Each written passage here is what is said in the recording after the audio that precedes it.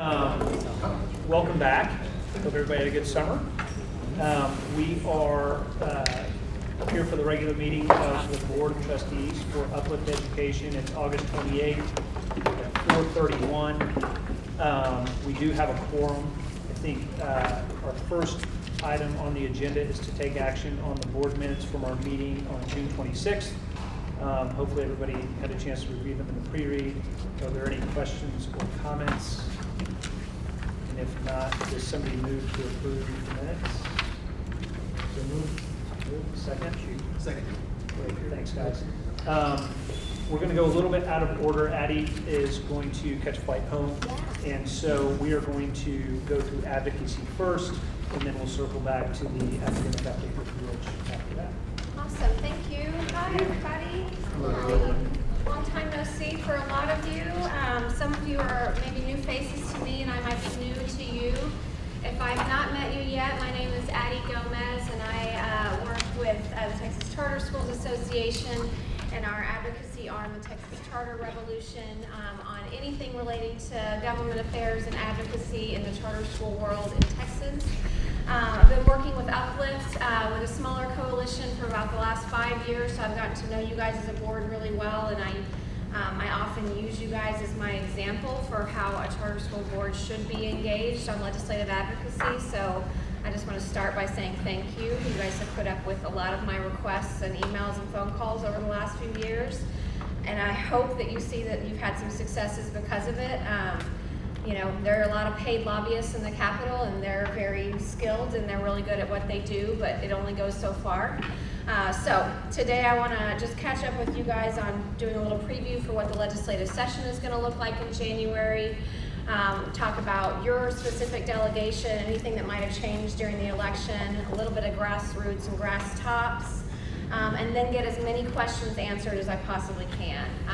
So feel free to stop me, raise your hand. I would much rather get your questions answered than get to every single word on these slides. I just really want to cover it for you guys. First, I want to talk about the legislative session that's coming up in January. It will begin on the second Tuesday of January this year, which is the 8th.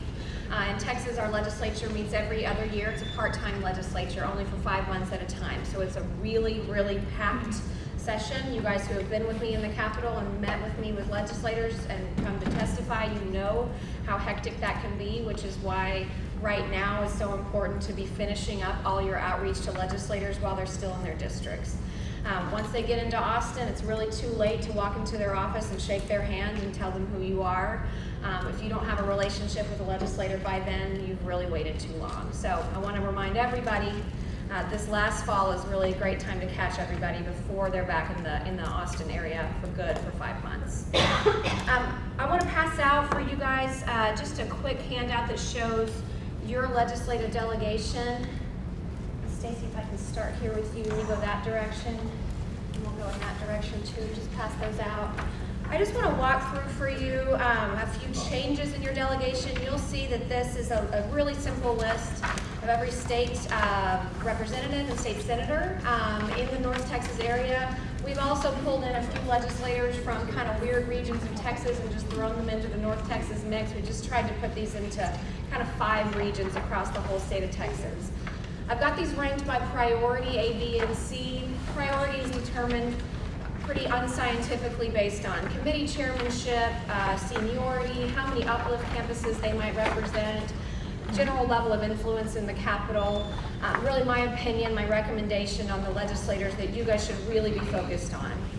You'll see that I've highlighted here in these gray boxes, anywhere where there's a legislator who's an A priority that doesn't have somebody from this board who's volunteered to sort of just build a relationship with them and be an ambassador, those are really my highest priority for filling up somebody in those spots. There probably has also been some board turnover since the last time we updated this, so I'll work with your team and with Eric to get this updated if there are any updates to be made. I don't know if Eric is here. Okay, great. So a few changes in your legislative delegation. Some of them are kind of TBD. You'll see anybody whose seat is turning over, I've just crossed out their name so that you can see that they're going to be changing. Their voting record also will be blank because we don't know what their voting record is yet. Some of these seats, we will not know the outcome yet. Cindy Burkett's seat here in Dallas is still up. That is a very purple district. You guys probably were very familiar with Cindy Burkett. She was a Republican who was on the House Appropriations Committee and was supportive of our agenda and left her seat to run for a Texas Senate seat unsuccessfully. So her seat is now up between a very conservative Republican and a Democrat. Kind of anyone's guess on where that will go, but there are lots of folks thinking that that will flip from a Republican to a Democratic seat. Jason, I want you to chime in on anything you think I'm missing here because you know the politics as well, much better than I do. Can you finish up with a quick review of some other races? Are the races, as I see them in their latest iterations? I've looked at some numbers recently, so go ahead. Helen Giddings is a long-time serving Democrat in Dallas who has not had a strong voting record on charter school bills. She's being replaced by former DeSoto Mayor Pro Tem Carl Sherman. So an interesting race there. Neither candidate was really out and loud on our issues, but definitely both focused on education. The other one that I really want to turn to is Van Taylor's race. He was a state senator from Plano. I don't know that he actually has any Uplift campuses in his district, but a really important champion for us in the Senate. He was both on the Senate Education Committee and on the Senate Finance Committee. He was instrumental in our permanent school fund bond guarantee bill and is gone to run for a congressional seat successfully. So he will be gone, and it looks like Angela Paxton will be replacing him. Still a supporter on this issue, but it's definitely a loss in seniority for us, and it's a loss of institutional knowledge when you have somebody who's really understands your issue and is serving on powerful committees and leaves. But just goes to show the dominoes can always fall. We never know what direction they're going in, and even our strongest allies can be gone one session to the next. So that's why we have relationship matrices like these, and we really try to develop them over time. Jason, you want to make any comments about the primary election or dynamics in North Texas, specifically about charter issues or anything? Right, so 114, my district, will be turning over as well. So it's a purple district right now. The race is between John Turner and Lease Ryan. Both of them will likely be friendly to the organization, I think. I believe one candidate is superior to the other, but I'll remain unsaid about that. John Turner. But with respect to other races, I think you also have Lance Gooden will no longer be in the House. It's not marked off here, but Lance, Lance will have a race to fill that one up. Dallas County is going through some changes demographically. I do think we're going to see a wave hit Dallas, a blue wave. The blue wave may not affect Texas as a whole, but I think Dallas County is going to be impacted dramatically. So I think races like Rodney Anderson and Matt Rinaldi will be impacted directly. I think those probably flip.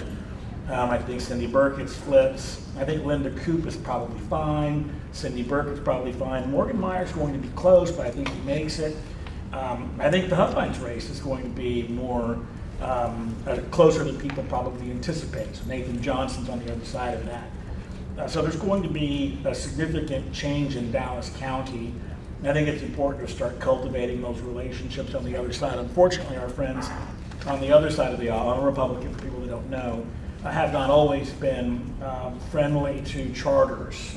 There are public schools, but the perception among certain groups within the Democratic Party is that charters are not, quote unquote, true public schools. And so I think it's important to start cultivating that with these people, because I think once they see the data and understand the issue and how successful organizations like Uplift have been in the face of what has historically been a very difficult educational markets in the areas that they represent, I think there's a real way to win the hearts and minds of some of these folks. So it's important that as the new folks come in and as people that we might not have targeted before, could hear the message, preach the gospel to them. I think that really does help. So if you know some of these folks, it's important to reach out to them and get to know them personally. I know Addie and her team do a fantastic job down there.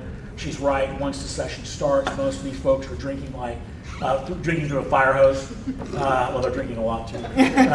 But they're drinking through a fire hose, so they don't have a lot of time. But if you have a nexus or a relationship that you've a forum now or prior to, or if you're a constituent, you can almost always get in. So I would recommend doing that. If you have a significant log jam, let me know. I know the team pretty well down there and can get in most of the office still. I think my card still works through the end of the session. So let me know how I can help. And Addie, let me know I can help. I'm happy to champion the cause of this organization as well as all charter schools. That's really helpful context. I would only add, never underestimate. I know that sometimes it can seem like you kind of go in and out of a legislator's office and you're shuffled through and there's only 20 or 30 minutes.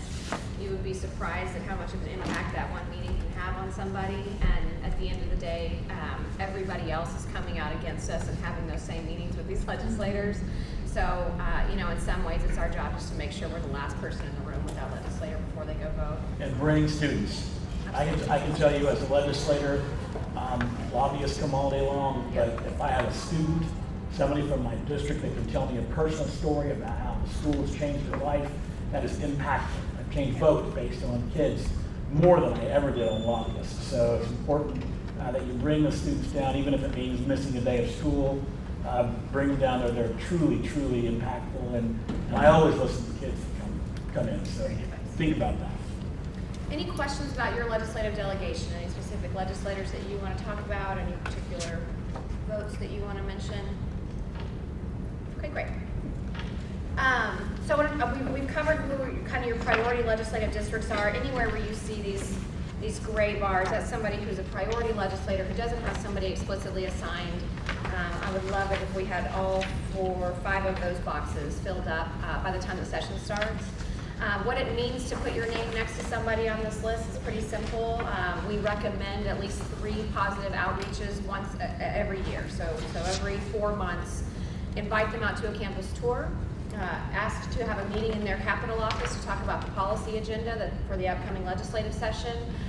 Sometimes you can get involved in electoral issues, but that's part of your role as a private citizen if you'd like to, and if it's appropriate. And then coming to the Capitol during the middle of session. Sometimes that's to testify on a bill. Dawn has done that for us, I think 2 or 3 times now. And then sometimes it's just to spend an entire day with me for about 6 or 7 hours just hitting every single member of your delegation that we can get to as fast as we can. Like Jason said, you guys are constituents of these people. You're employers in their district. You represent families in their district, and your voices really matter, especially in those key moments. We try to time those really well so that they're right around the time when a major bill hearing is going to take place, or right around the time that a budget vote is going to happen. So those are the 3 sort of examples of things that we ask for, but we do recommend that if you're serving on a charter board at least 3 times a year, some kind of outreach to your legislative delegation. Maybe it's just 1 senator, maybe you know 4 of them, whatever that looks like for you, just a quick pick up the phone. If you ever have questions about how to schedule something with a legislator or the logistics, please don't let that be a barrier, because we can take that on for you. Deborah and Alex and Eric can take that on for you as well. So please don't let that be a barrier if there is one. Any questions? 2 special names to remember. If anybody has relationships with these 2 folks, I think it makes a lot of difference this year. One will be Dan Huberty. I believe he will be the chairman again, regardless of who the next speaker is. So if you know Dan, if you have a relationship with Dan, reach out to him, let him know how important this is to you. He has been on the fence largely, I think, on this issue, but I think he'll be winning if you're working hard. I think the speaker's race is starting to foment and boil to the surface. It looks like probably Drew Darby is, I think, the odds-on favorite to be the next Speaker of the House. That's inside baseball, so if anybody disagrees.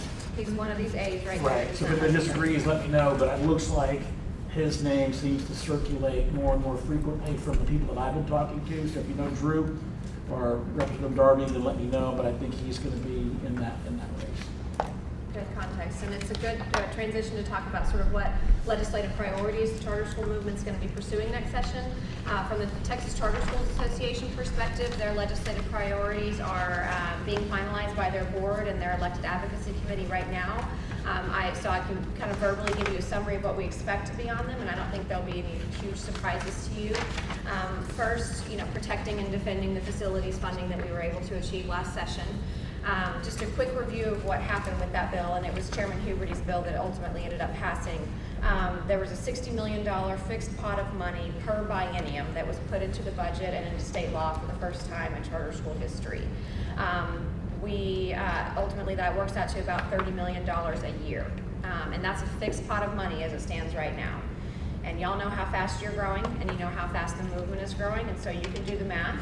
A fixed pot of $30 million a year with 10% enrollment growth every year quickly dwindles down to very little. So we're gonna have to act pretty quickly this session and the next session to make sure that we, at a very bare minimum, strategically protect that per student allotment that we've got right now. It's gonna be a little less than $200 a child, and that ultimately we grow that to fully close the funding gap. Your first distribution of this payment will be this fall, and it will be based on your current year's enrollment, and then every year from then on, you'll get that again. Stacy, is it October 15th or something like that, I think? Yeah. So, huge, great news for you guys. Can you, how many scholars do you have this year? 18.5. So 18.5 times about $175 a child. It's a pretty substantial boost to your budget. So congratulations to you guys. I hope that that's meaningful for you this year. I hope that your budget process has been a little less stressful. A little bit of cushion in there. It's nice, but I'm not Next on the priority list, I know that TCSA wants to address school safety somehow on their legislative priorities, so you'll see an item on there that addresses that. Whether that is an expansion of Representative Villalba's private school marshal plan, whether that is some sort of funding or addressing mental health issues, a combination of those. The governor will have a plan as well. In all likelihood, the TCSA will make a policy statement on it and react to bills as they were filed. We expect, I'm guessing, dozens, maybe over 100 bills filed on school safety, so it'll be a big issue and something that we as public schools are going to weigh in as well. And then other things that are on the policy agenda, we know that we've been trying to pass a bill that would exempt leased property from property taxation for several sessions in a row. This is a weird quirk in Texas law.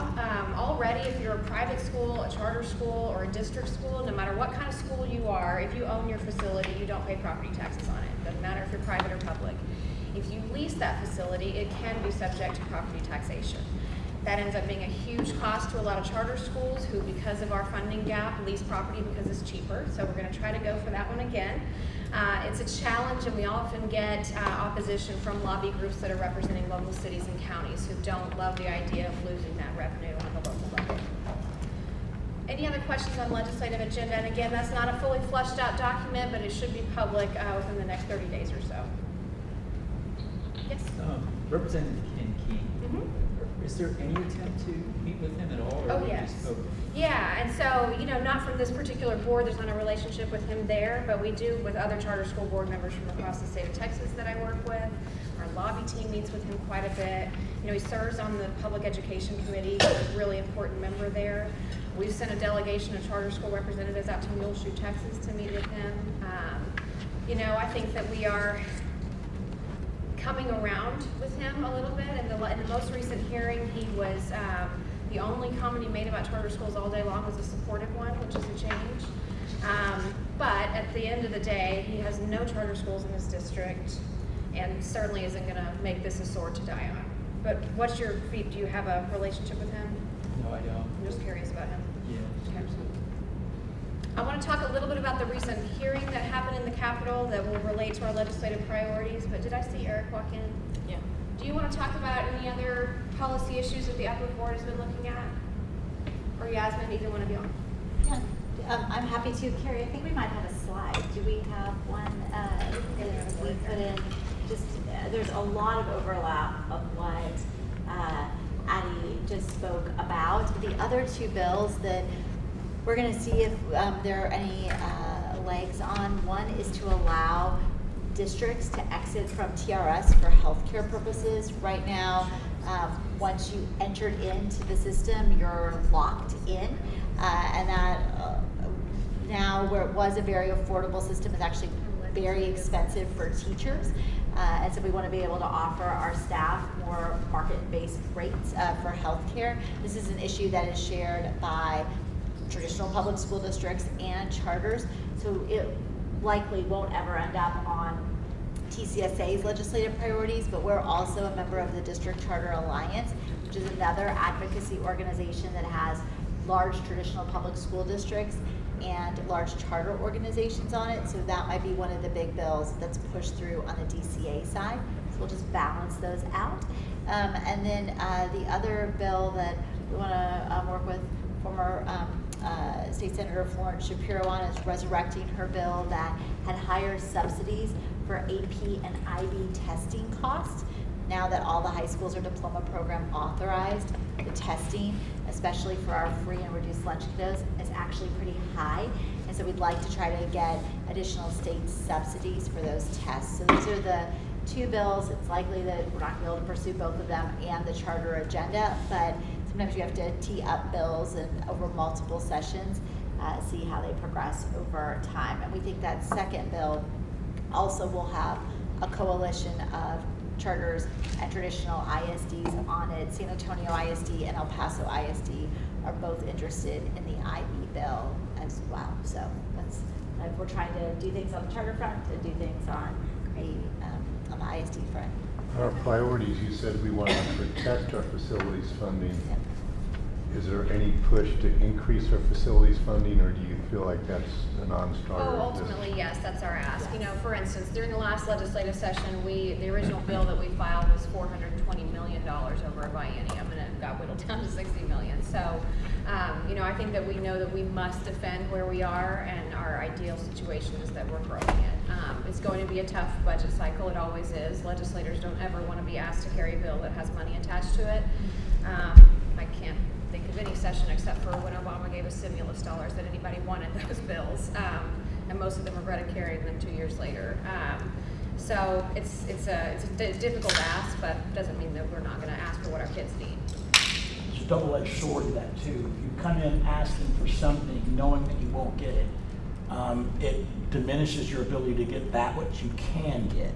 So you want to be really careful about asking for X dollars if you don't think there's a real chance that you might get those. It's a tough judgment call on sort of where you are between. In this session with Harvey, and now with school security, Yeah. I think it's going to be hard to get anything. And you know, the revenues are up for oil and gas, and so that's good, but I think you're going to see money go into an HB2 style bill that hits everybody. So asking for more this year, I think, would be a bridge too far for most. Especially when we're in the middle of what could be some significant movement on school finance reform as an overhaul. I don't know how hopeful the members of the School Finance Commission are right now, but it's a possibility. It's a possibility, and that would benefit, you know, if it was done right. We want school finance reform too. The arcane pieces of our school funding formula affect our students in 100 different negative ways. And so we don't want every single one of your 18,000 kids run through this flawed formula either. So if there is a larger play that is much more impactful, much more sustainable improvement, then we're going to focus our attention on that larger bill than on our own, more than on our own small little nugget. But remains to be seen. So I want to talk a little bit about what's coming up with the School Finance Commission and hearings in general. It feels like session is a long way away, but it really is not, and there is tons and tons being done in the Capitol right now. The House Public Education Committee and the Senate Education Committee have wrapped up their hearings that are specific to charter schools. And so we won't have any more of those. We'll await an interim report from both of those committees. I would say that largely those are not the most important documents in the world, but it at least gives us a little bit of a preview into how the members of those committees are thinking, and sort of what policy direction they might want to take during the legislative session. We had a really successful hearing earlier this month on the House side. The House Public Education Committee has not always been a friendly room for us. In fact, it has been downright hostile most of the time. Jason, you know, you've laid our bills in there, and it was tough. This hearing was a very, very different dynamic in the room that day. Part of that was because, you know, again, we've been able to develop relationships with those legislators for a long time. We've shown them the data, we've told our story, we've shown them our classrooms. We had a ton of grassroots outreach to all those legislators before the hearing started, so I think that helps neutralize just a bit. But even some of our most stalwart opponents were really quiet that day. Chairman Huberty came to our defense over and over and over again and deserves a lot of thanks for it. taken a lot of heat for passing our charter school bill. So a really successful hearing over there. It certainly looks like it would be best for us if he stayed the chairman of that committee, and I don't see any indications that he won't, although anything can change. You never know who the speaker's going to be. The Senate remains a very friendly place for us, although I will not oversell it. We are very, very tight on our tally in the Senate. We had the important votes of several Democrats and a present not voting from your Senator Royce West on our facilities funding bill last session. Without those Democrats who came over and without that present no voting, that was a very tricky situation to get our bill out of the Texas Senate. So while that typically is where we're in our friendliest place, Lieutenant Governor Dan Patrick presides over the Senate. He's a big fan of charter schools. Even with all that support, we are very, very, very tight on our tally. The more you guys grow, the closer we get to kind of 10% of student enrollment, the more the arrows come out, the tougher these votes become, and we're seeing that a lot. Anytime our bills are coming up for votes, the pressure coming out against legislators is really, really ramping up. Even in the last 2 sessions, I've seen a change. This issue in particular is not a cute little issue anymore, especially now that you guys have achieved some funding. So that's a good thing. Kudos to you guys, but it means that, you know, it gets a little tougher. And then just quickly, you'll see that all the way from January through May, I just pulled out a couple of major deadlines, but if I was showing you the full calendar, it would just be completely full of text and you wouldn't be able to read it. There are deadlines on a daily basis about 2 months into the legislative session. It goes very, very quickly, so the pace of it is really, really fast. Take advantage of this time now before it gets that way. Any questions on timeline, School Finance Commission, committee makeup that I can answer? Yeah, just a question here. I know that a lot of what you are doing is around helping us with the political landscape. What are we doing to sort of get a good story out, like on NPR?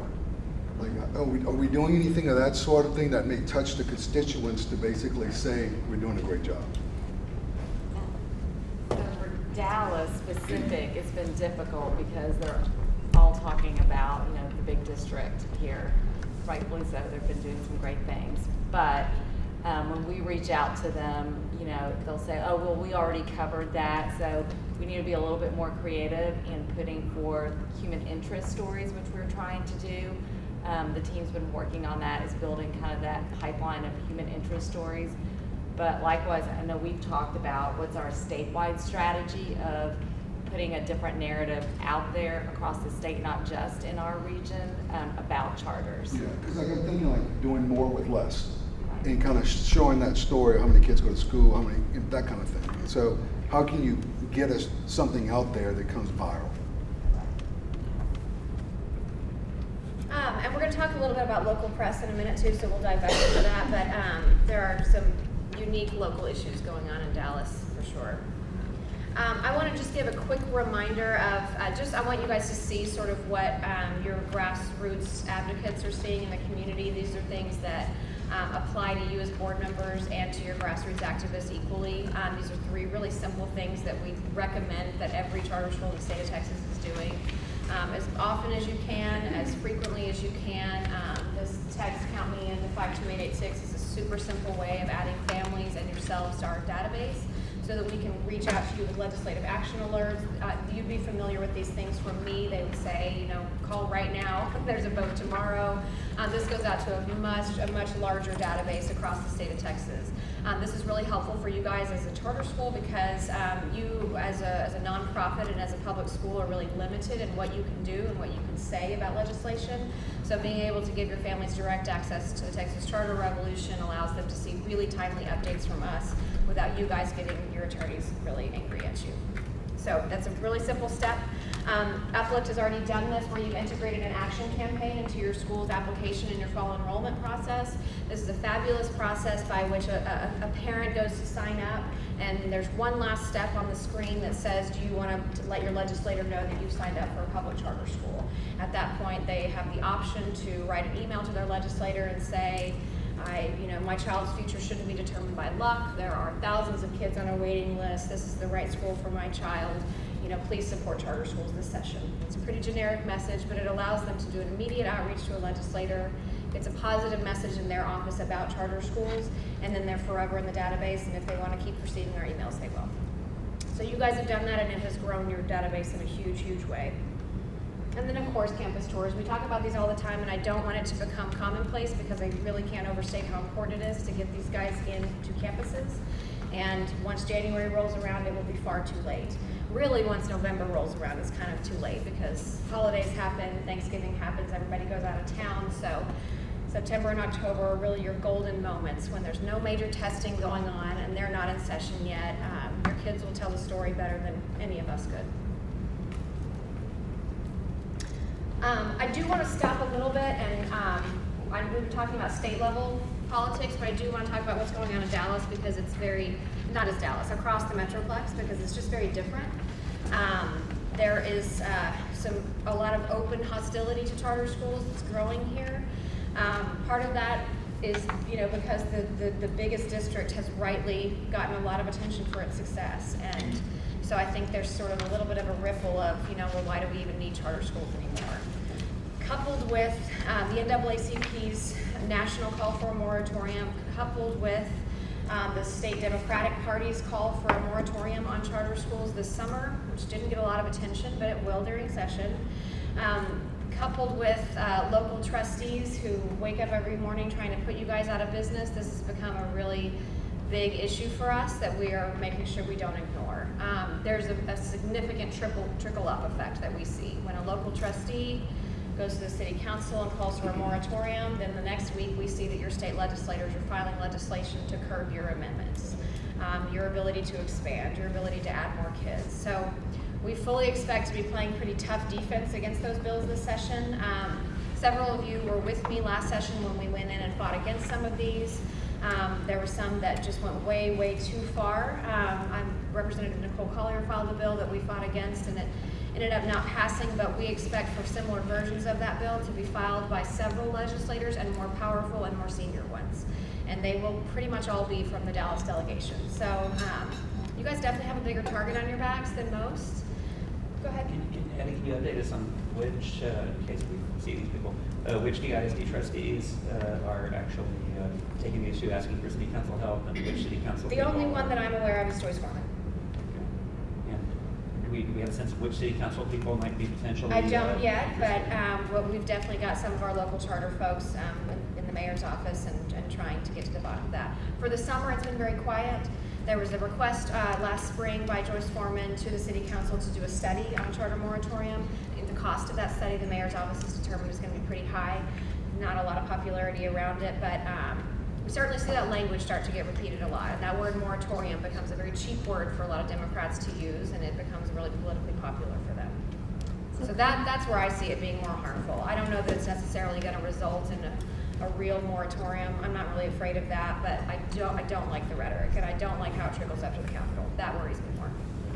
Yeah, I was just going to say Eric's done a great job of setting up visits with individual city council members from Dallas specifically to just get in front of this and check it out. So far, we've had really positive conversations. I know we have another one on Thursday. So Good relationship building anyway, because you never Yes. know when they're going to run for state office. Exactly. It's a great opportunity for us to go in and say hello. I think right now it's a little bit more rhetoric. But to Addie's point, it's still noise out there and it's not helpful. Yeah. We're playing in the mayor's race and the city council race. Say that one more time. Are you guys playing in the mayor's race or city council's race? Have you considered that? Yes. We have. We're just not doing it this year. There's some friendlies and there's not so friendlies. That is very true. Our focus right now is on state legislative races. Any other questions? These are very helpful ones. Eric, do you want to add anything else about local stuff that's going on that I missed? Would love to add that we will certainly make it a point to invite you to those meetings if need be. If you have time, we'd certainly like to see friendly faces with our council members to make sure you both know how appreciative we are of their support, and make sure we account for their students and their council districts. So we're actually showing our impact in their council district with both scholars and full-time employees as well. That's great, thank you. The only other thing I'd add is I know Eric's been working on and he pays attention to the DFW delegation, and when those delegates are having their own home events or town halls, and he himself is attending those. And then we'll be sharing that out if you signed up with them as a buddy, because it's nice for you to go to their picnic or their town hall meeting and also show up on behalf of Uplift, and also, you know, invite families to be engaged in their communities as well. So that opportunity exists. And then with our community, our advisory councils, we'll be reaching out to all of you to be partnering up with all the various city council reps across the 6 cities that we have schools in, to just be a friendly face to the city council members and let them know how great our schools are doing. And so when these random things come up, it's not a surprise, and they know who we are. We don't have to go in and explain who and the great impact that we're having within their cities. We do expect for there to be legislation filed to limit the city's authority to stop the growth of charter schools. So we'll be supporting that legislation, obviously. It's just not within a city's jurisdiction to decide what a good school is for families. That's not their role. That's a constitutional role of the state legislature. So it's really important to us to draw that principled line and to take that stand. I would request that if you guys are in the next, you know, anytime that y'all have a permit out, or if you just get the feeling that it's being scuttled and there's no good reason for it, whatever that looks like, as we gather operators from North Texas together in the same room with each other, they start telling their stories, and they're all the same. Some of it are things that never come up for a vote, and they're never quite explained. Some of them behind the scenes, a city council member will say, well, sure, this is, you know, would be a no-brainer, but you guys are a charter school, so I can't sign on to this. Those are the kind of things that we really need to get on the record, because those are really inappropriate statements to be making, and they're probably illegal. And we're not just seeing this at Dallas City Council. We're seeing this in city councils across the Metroplex, small, large, suburban, urban, and even in districts where the legislators who represent those cities are extremely supportive. We're seeing that their city councils are not. And again, it's a product of growth. We're seeing a lot more operators that are taking a lot more kids in some of these smaller areas that haven't experienced charter school growth yet. And we often see a pretty healthy level of overlap of the city council and the locally elected ISD board. So that causes quite a lot of political brouhaha. So keep me informed, because these things, while they may seem local and just like silly little paper cuts, they're really not. They're extremely harmful, and they're not just affecting a couple of schools. We're seeing it everywhere. It's worse in Dallas than it is in most places, but it's in other cities as well. It's a smart tactic from the other side. It doesn't take a lot to stop a permit at a local city council meeting or at a planning and zoning commission. It's a lot harder to kill a charter school bill in the state legislature than it is to get 1 or 2 city council members riled up. Any questions on that? Okay.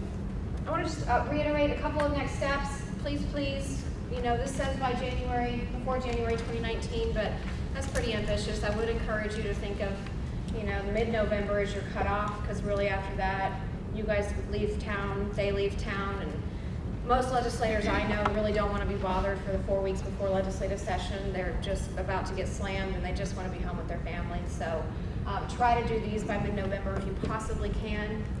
And I know that Eric does these all the time, and he arranges them and can track them and all of those sorts of things. If you guys ever need talking points, handouts, if you want me to come with you on the tour, I always love an excuse to be with the babies. I won't be able to do it with you this fall, but somebody from our team will come with you. Anything that we can do to support those tours and make them successful, we're happy to do that for you. We'll be doing a strong grassroots push right before the November elections. We've got a couple of candidate forums coming up in key races that are neutral in cities around the state of Texas. We've already done 4 this year, and we've got our 5th one coming up next week in San Antonio.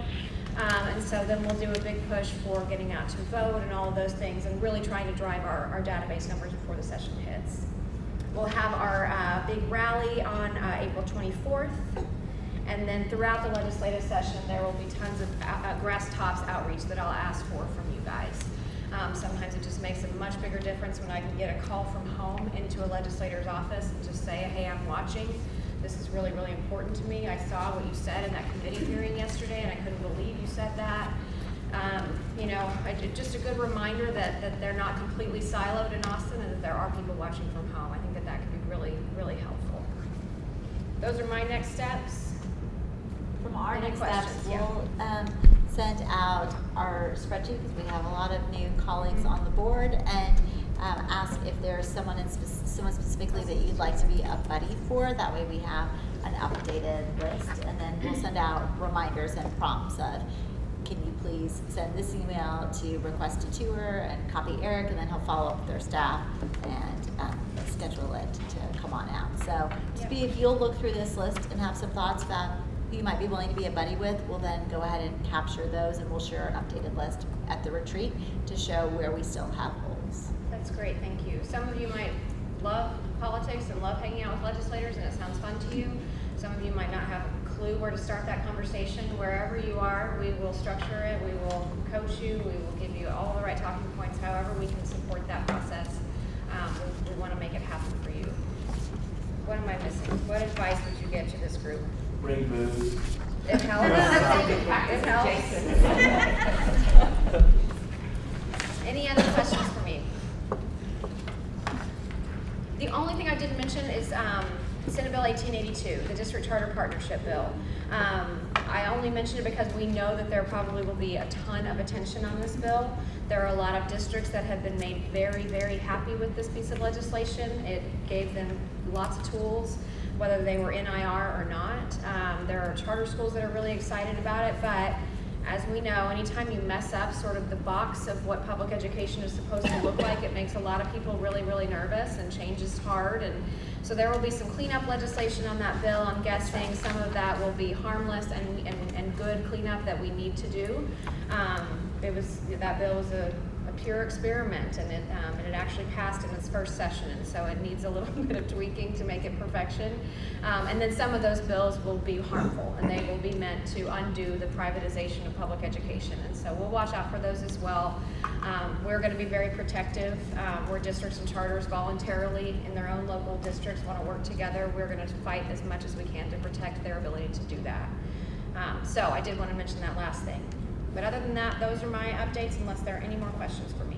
And we obviously benefit from Senate Bill 1882 with our Uplift Lead partnership with Grand Prairie ISD. Right. So we get additional funding for every student on the Uplift Lead side of the partnership. Yeah.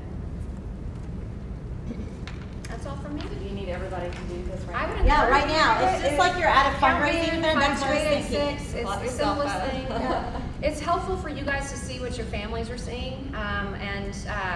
For those of you who don't want to get 75 emails from me every legislative session, this is the fastest way not to. They're quick, they're easy, and it's a really simple way for you in 30 seconds to contact your legislator at a really key moment during the session. We keep these to a minimum. We don't do these every week, but when there's a true alert and when we truly need numbers into legislative offices, these things really matter, because the folks that are coming out against us are doing this in waves as well. So I know that legislators don't always love an email campaign because it is a ton of paperwork for their offices, but numbers matter sometimes. And if I'm a legislator and all I have to look at is I got 700 emails for this bill and one email against it, I'm going to be voting for that bill. I mean, if that's all I've got to go on. So we want to make sure that we are on the right side of those numbers. It does have an impact on personal letters that you've written that aren't from a script that you've signed. Very, very impactful. One written letter that's not from a script equals about 50 emails. It's easy to get bots to send emails, but it's very difficult to get people to sit down and write non-scripted sort of support for pieces of legislation. And also showing up with a kid or with somebody that's gone through the process. It's very, very helpful. And y'all remember last session, we kicked off the legislative session with a series of press conferences across the state with over 5,000 handwritten letters. Many of those came from Uplift families. We turned some Democrat no votes to yes votes with those letters. I feel sure about it. Jason was at press Tremendous conferences. difference. Makes a big difference. Well, yes, of course. I keep hearing about the heart to head tie in changing votes. And I really like what you said about filming or social media in a social media climate.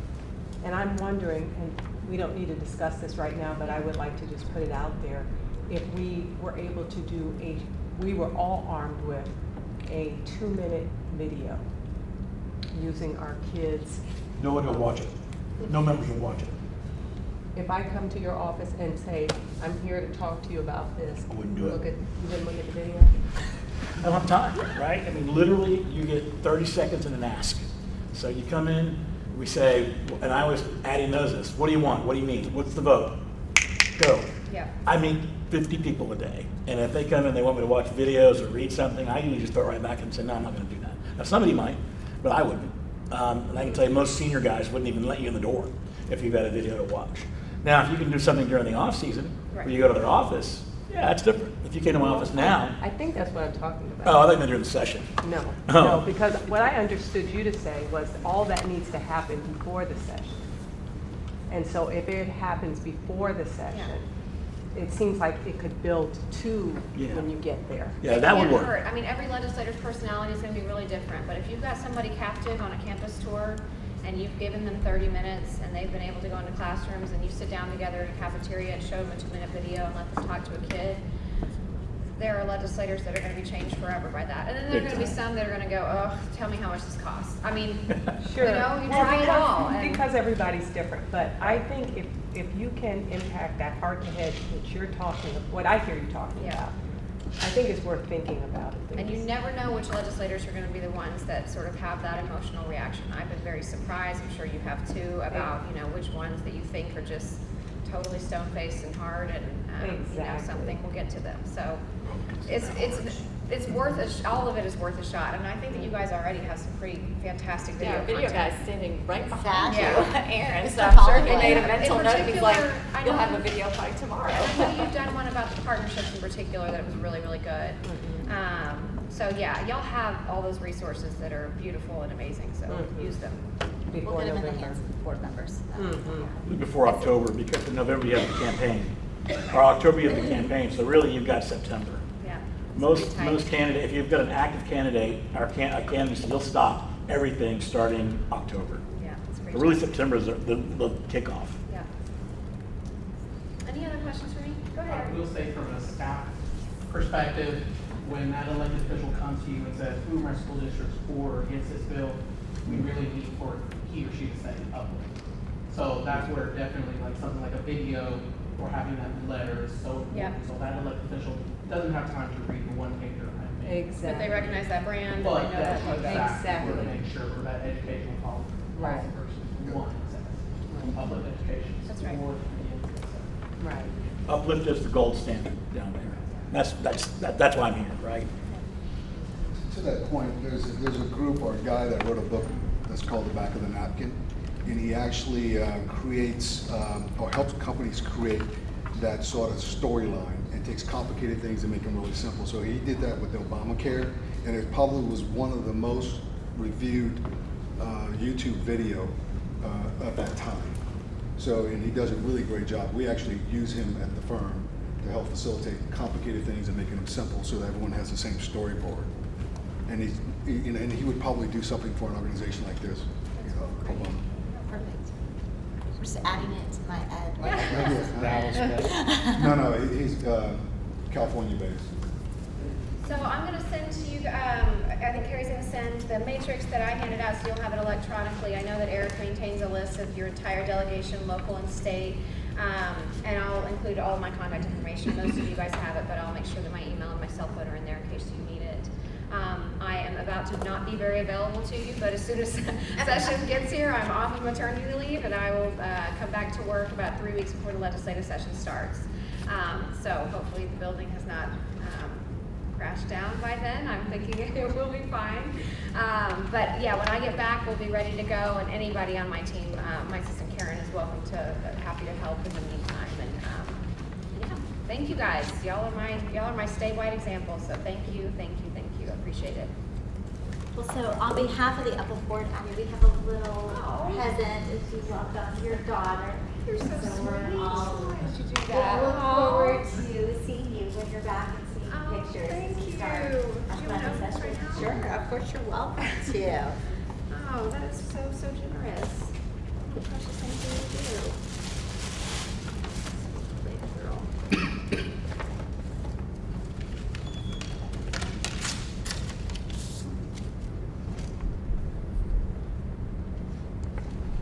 Oh, y'all, look how precious. Oh, next so to Brandy much. grandmother. Oh, I cannot thank you guys enough. That is way, way too sweet. Oh my goodness. Oh, these teeny tiny little socks.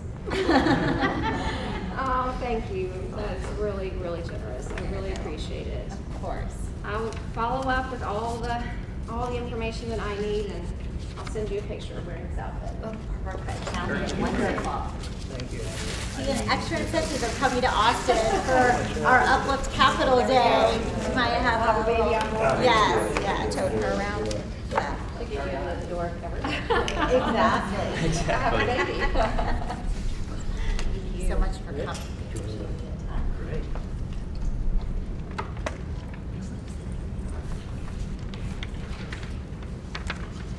All right, so, it's interesting, we always say, this is the strongest start we've ever had. But this year is I think the strongest start we've ever had.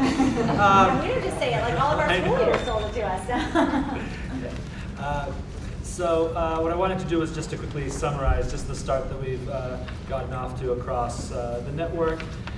Really the start to the school year happened in June, and incredibly thankful for the work collectively that all of our leaders did across multiple departments for our annual Leadership Academy in June. All of our managing directors had really great division kickoffs for our primary, middle, and high schools. We sent about 250 plus teachers to the official International Baccalaureate training. I went myself to get trained in the Theory of Knowledge, which is the epistemology class that all of our juniors and seniors will take in the next couple of years. We also had our own internal Uplift Diploma Program Academy right afterwards, so that a lot of the teachers, when they got their formal training, were able to come back and get 2 days of planning for on-ramp for all of our juniors who are participating in the diploma program. So that was just really exciting. Yasmin and I followed that up in July with a set of data meetings to go over our scores from our state assessments across our elementary, middle, and high schools, as well as did some focus meetings with all of our leadership in our ESL positions, as well as for our special education positions, and looking at their student performance. So really just really excited, and we're going to follow up with some more individualized meetings for each school, so that in August and September, so that everyone's focused and ready to go. In terms of our primary schools, we have 2 new primary schools that are off to a fantastic start. Uplift Ascend in Fort Worth, as well as our kindergarten and first grade operation out of Uplift Wisdom. They're off to a great start. We have a couple of managing directors here from our primary team, Karen and Rachel. Those 2 plus Caitlin and Priscilla really did a great job of getting our primary directors really organized. We have a few new primary directors that are leading some of our schools, and just an incredibly tight opening across all of our primaries.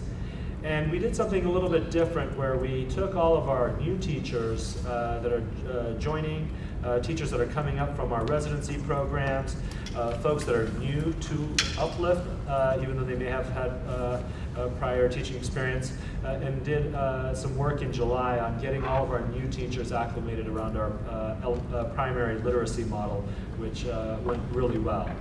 So that's our kind of highlight for our primary schools. And I don't know, Yasmin, if you have anything to add to our primary schools. We have our 12th middle school up and running, Uplift Ascend. They're on they're at a wing on the first floor of Uplift Mighty until they move into their new facility. They're off to a fantastic start. I was over there last week, ran into Jacob Stainbrook, who's the MD there, and just really proud of the work Heather King has done getting that school up and running. Our middle school managing directors, now that we have the IB diploma program in our high schools, have really taken a strong push around getting scholars ready for that, particularly with a focus on research and communication skills. So just really excited about our middle school start to the year. High schools. Just a big thank you to Karen and Remy, our high school MDs, for the rollout of 9 high schools that are doing the diploma program for the first time this year. That's an endeavor that involves 80 to 90 teachers that are working with our junior classes across our 10 high schools and joining North Hills as diploma program schools. So really excited about that. As we shared, we saw a dip in our ACT scores last fall from our junior and senior cohorts, as well as our pass rates with our end of course assessments in English 1 and 2. Even though they're above state average, we still need 100% of our students passing those assessments. We're between 70 and 80 as a network, and so there's a good solid percent of students who need to retest in those areas. So each campus submitted to our managing directors a plan on how to catch those 9th, 10th, and 11th graders up who are behind on their state assessments. And just the overall investment around IB has been incredibly positive in our high schools, and we think that this is going to be a big driver of our college strategy moving forward. And then last, just to highlight, in terms of our Road to College programming, this week and last week we had our Freshman Forward, which is our big signature event where all of our 9th graders start their year at a college campus. In previous years we did them all at SMU, but this year we added UT Arlington to the mix, and really excited about their involvement. I was actually there yesterday, and thank you to Kathy who set up this introduction for me and the team, Road to College team. We have really worked closely over the last couple of months with UT Arlington, with their president, and he actually gave a little bit an address to the students from Uplift Mighty yesterday, really letting them know some of the programs that they should be thinking about as freshmen in high school and keeping UTA on their radar. And that was a really awesome experience. And so thank you, Kathy, for that intro, and just really positive about some of the conversations that we're having with UT Arlington, because we know that as we grow as a network, that's going to be a viable option for a lot of our students. We've shared this at the board every year, twice a year, really on how our alumni are doing in college in terms of persistence and graduation rates. And there's just a big challenge with data collection after they leave us, and we rely on the National Student Clearinghouse for data. That data is hard to manage, so we partnered with a product called GradSnap. It was designed out of the Dell Foundation. It is essentially an online CRM type of tool to track alumni. And so we introduced that as a kind of a new system for tracking our alumni.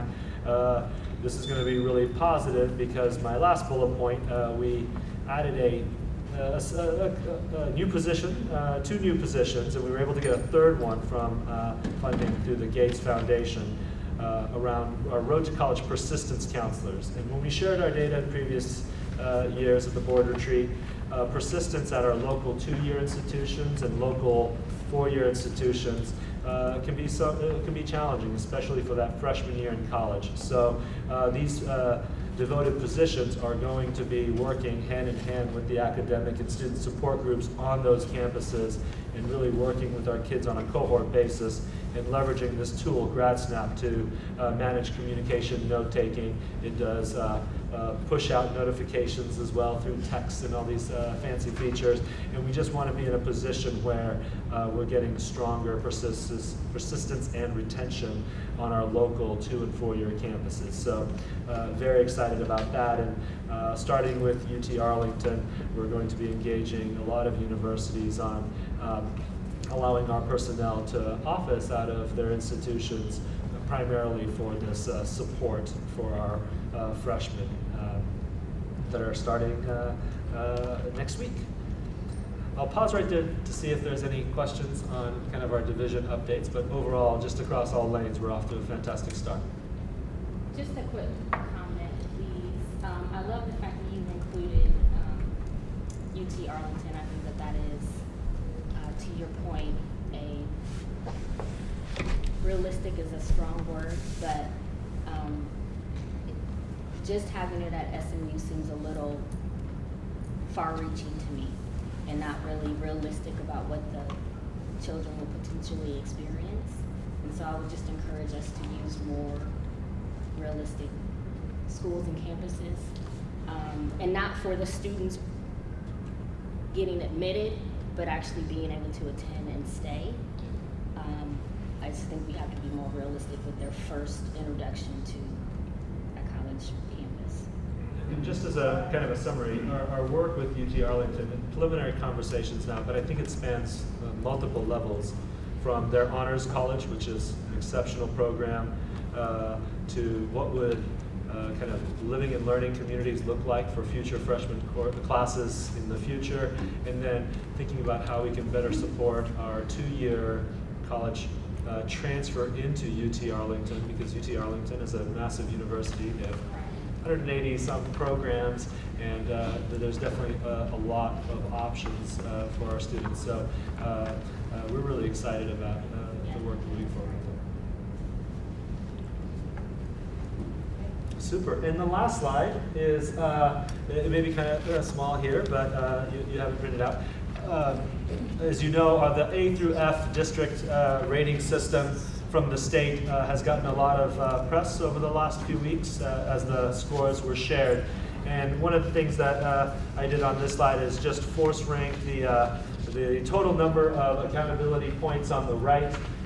We were 4th highest in Dallas County with 88 points. We were 2 points shy of an A. You cannot have an A in this framework if you have an improvement required school. We do have 2 improvement required schools going into this school year, Uplift Wisdom Middle School, as well as Uplift Mighty Primary. And our hope is that we're able to get those 2 schools out of our improvement required, get a few more points in this framework and become an A-rated district, but we were at a B+.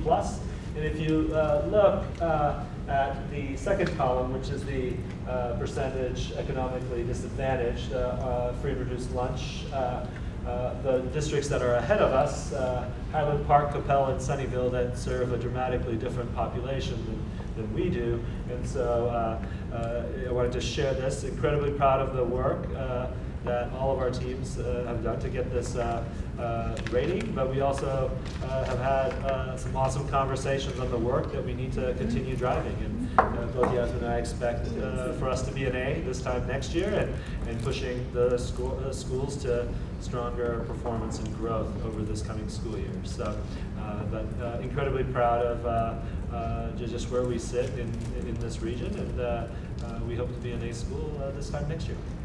Question. So for Grand Prairie, is Uplift embedded in there, or is Upliftly is.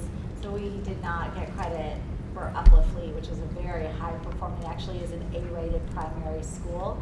So Texas Education Agency, the district ratings are official, and then at the Uplift-wide level or the Grand Prairie-wide level, and then they gave us the scores so we could know what might the draft letter grade be for each of our individual schools, and those won't be official until this school year's results next August. But we were able to calculate, and so was Grand Prairie, Upliftly, and it was an A primary school, which was fantastic. But it won't factor into our total points, because technically those are Grand Prairie ISD kids, but we're still obviously incredibly proud of having it be one of our A primary schools. So is that something that we will base our decision on as we think about joint venturing with other schools? I think it's the positive for the district, right? And so we always knew going into it that our scores from Upliftly or any partnership school would count on that district's accountability side. Could be an interesting point to look at as they maybe revise what the rules are around Do both get to count? It is a really interesting idea. Would they be willing to consider that? I'm sorry, did I see a hand, or have I just seen the video? Does every school count the same? In other words, if you have a school that's 1,000 students, one of those 500 students within your system? Yes, there's no factor based on size. So the state's, these accountability points are happening based on your overall pass rates, the amount of growth your students have had over the past year, how you compare to what the state has put together as a local subset of schools. They call it closing the gap. And then there's some post-secondary measures around what percentage of your students go off to college or complete high school. So we score very well on the growth piece and the closing the gap and the college access piece. As we've shared before, we still have an opportunity to move up on the overall achievement levels, but we get lots of credit in the system for the growth and the local comparisons. So I think the main takeaway here, if you're finding yourself in a conversation out in the community, is the point around we are basically the highest rated district, serving the majority of our students being students from low income backgrounds, from economically disadvantaged backgrounds. And basically Capel and Highland Park are higher than us. I actually can point to Sunnyvale on a map, but they're also low from economically disadvantaged. But I'm also directionally challenged, so that's okay. But most people know Highland Park and Capel. And to say, look, basically Highland Park and Capel are the two districts above us, I think is an easy soundbite as you're talking about Uplift's relative performance. Any questions about our accountability? Rich, this is awesome. When you think about them on a relational basis, we really are now. So it's awesome. Yes, the MDs, we have an incredible MD team and incredible set of school leaders. Great. Stacey. Oh, I'm next, because I'm going to talk about strategic resourcing and yep, right there. Yep. Awesome. So we are going to show one of those videos that Lael talked about. It's only a 1-minute video, not 2 minutes. And so we want to just tee up for you in pictures what the first day of school looked like across our network.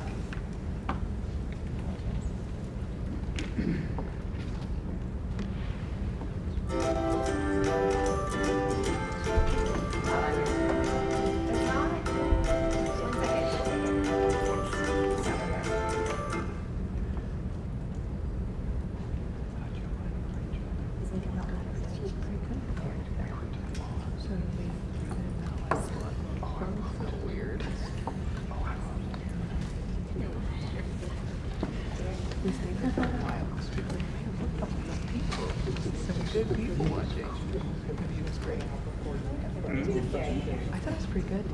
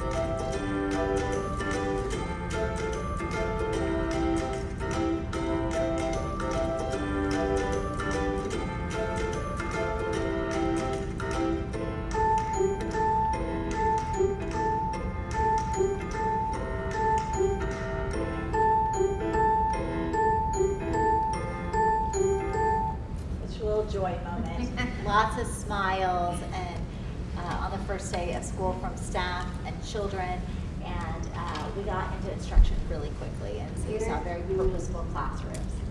So I'm going to switch over and talk about our strategic resourcing of a set of priority schools. And just as that slide's coming up, the context around this was we're really trying to dig into our Fort Worth data and understand what are some of the dynamics beyond just academics that have made Fort Worth just a more challenging market for us to be in. And as we did a deeper dive, we saw that not only oftentimes do the children come to us farther behind in Fort Worth, but also we are seeing that we have a higher number of referrals to our social counselors in Fort Worth than we do on average across other types of schools in our own network. And when you look at the poverty level in Fort Worth in terms of the percentage of students who qualify for free and reduced lunch, it doesn't look that different. We have other schools in West Dallas, across the network, that have high percentages. So what is unique? So we looked at social counseling referrals, we looked at human capital and saw that actually staffing, substitute fill rates were also more challenging in Fort Worth. And I know Kathy and Andre would be nodding his head too, but we actually saw, yes, we saw from a community standpoint that it was a very different market for us, and that we needed to do things differently for Fort Worth in order to meet those needs. And so when we started lining up our other 6 cities we were in, we saw, and we break Dallas up, East Dallas, West Dallas, South Dallas. We saw that South Dallas also had a lot of other similar characteristics, actually not as severe as Fort Worth. Fort Worth definitely is the most extreme, but South Dallas would be next. And so really lent us to this discussion of how do we think about investing more deeply in those 2 regions. And I want to be super clear, this was not a labeling on schools or school leaders, but rather saying the context of even the highest performing school leader in this region would yield itself to needing additional support. And so that was kind of one lens. And then we also have noticed that over time, our brand new schools also, we've ended up adding resources over the course of the year. And so we said, what if we, from the start, made sure they had additional resources? Because we know when a school opens in a really strong place, it stays strong.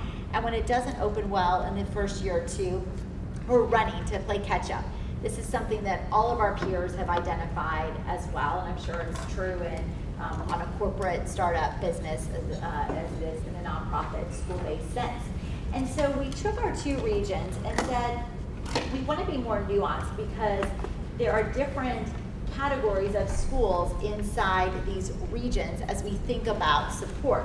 And so we came up with the 3 levels that you see below, with the first one on the bottom being strong start, which is we literally, again, regardless of the school leader, and it's super important here because we are not, the school leader actually was not a function part of our analysis, but when we open a school, and given most of our new schools are now in Fort Worth or South Dallas, we want to make sure it's off to a strong start. And what have we learned over the course of time that says here are additional resources those schools need?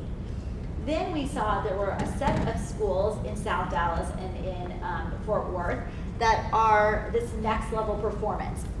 They're not risk of improvement required by the state, but they haven't had that next level pop of going from solid to good to great. And so what could we do if we infused additional resources to meet the identified needs to help them get to next level performance even faster?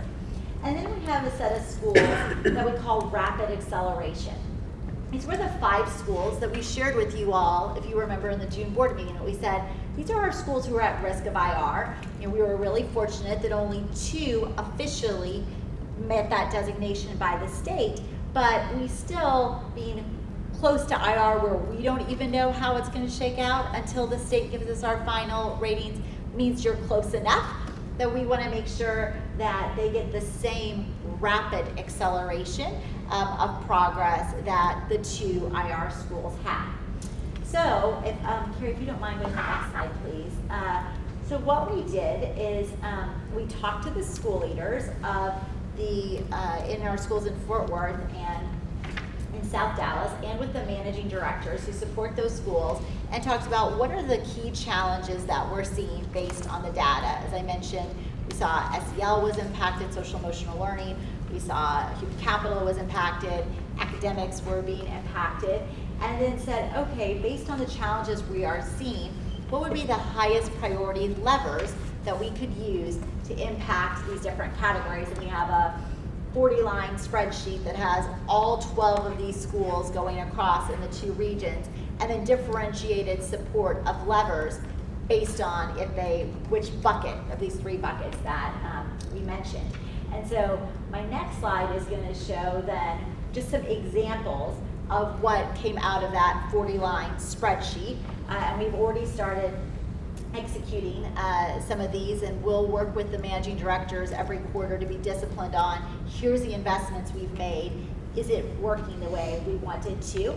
And so the first thing is that we decided to invest what is in essence one of our days cash on hand that was not part of the original budget, about $450,000, to make some very intentional financial investments. And so the first is we have external consultants working with 8 of the 12 schools.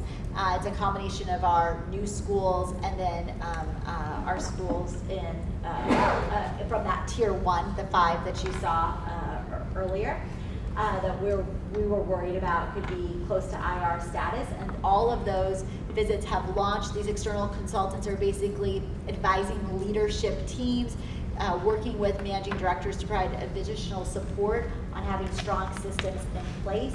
And they are with us every other week and then doing some virtual coaching as well. So that's kind of the model. We were really fortunate. Charter School Growth Fund stepped in and provided an immediate grant for half of the cost of the consultants. And we have folks, the caliber of these consultants is incredible. And we really leveraged Charter School Growth Fund to help make introductions for us. So we have literally former chief academic officers, former chief innovation officers from the Leaders for New Schools, high-performing past principals who've been doing consulting work. We have just really high-caliber folks. We also noticed on the second bullet that in South Dallas and Fort Worth, there were our 2 places where we had the lowest rate of sub-coverage. And so what happens is if you can't find a substitute that day, as you can imagine, a teacher during their planning period has to step into the classroom, or even worse, an interventionist who was supposed to pull small groups of kids for learning time had to step into the classroom. And so one of the things we noticed is that our schools had really strong intervention plans and plans to how to use their interventionist. They had a lower execution rate of being able to run their plan because they had so many gaps in sub-coverage. So we said, well, let's put an extra teaching assistant on these campuses to say, if we can't, the first preference is to use the sub system and find you a sub. But if we can't find a substitute, at least you have a dedicated person on the campus who could be that last minute sub coverage, and the interventionist can continue to provide that small group support. We are investing in about $100,000. This $450,000 is for LLI, level literacy intervention. It's one of the considered the strongest reading intervention resources. It's literally, these kids are used in groups of 4 to 5 children who are seeing one of our reading interventionists 2 to 3 times a week. And it's used, so it's incredible small group. And if you do it to fidelity, you can move the needle really quickly. This was a tool often used for ESL students, English as a second language. It was found that for novice or emerging readers, that it also was an effective strategy. It's a very expensive resource. We originally got to test this out through a Gates grant, and then we are putting additional money towards it. And then on Friday, this past Friday, our partners from Relay hosted an on-site Get Better Faster training for us. This was really a pretty wonderful benefit of our partnership we've had with Relay. Normally, this training would cost $500 to $1,000 per person, and we would have to pay for people to travel to it. And actually, they sent one of their trainers to us in Dallas. They're head of all of the Texas region of Relay, and Sally delivered it for 50 of our folks in the room at not the cost that I just shared, and so that was wonderful.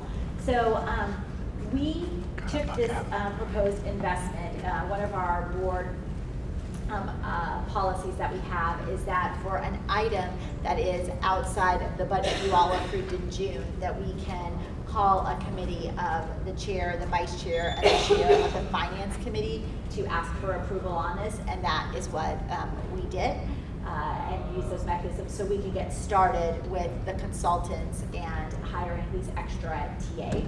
And then on the right, you'll just see, those are some of the things that we were doing that required no additional investment. So extra implementation support on social emotional learning pilots, dedicated support from Rich's teaching and learning team, from our instructional coaches and our curriculum coordinators. We cannot provide that support to all 40 schools. So instead we prioritized one-on-one campus support for those 12 schools. So those are some of the things right there. I think it's been really positively received. Again, we're trying super hard for the messaging to be, this is not a scarlet letter on your campus, which means we think something bad about it and hence you need additional resources, but rather we are recognizing from an equity perspective that not all regions we are in are the same, and we do need to differentiate resources regardless of what team is in that building. And so that has been a part of the work that has been launched at the start of this school year.